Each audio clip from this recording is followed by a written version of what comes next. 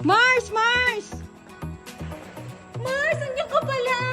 Ano ka ba? May chika ako sa'yo. Alam mo bang itong bahay na to, complete turnover na at napakalapit pa sa Manila.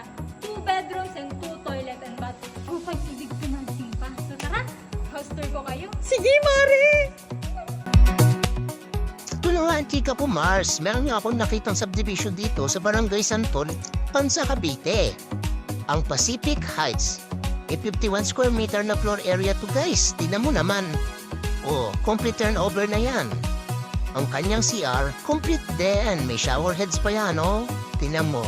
Tara, dito naman tayo sa service area. Sobrang luwag. Ang hugasan mo ng plato, pwede mo rin gawing labahan. Panalo. Tara, pasok naman tayo. Ang second floor niya, tiles na rin.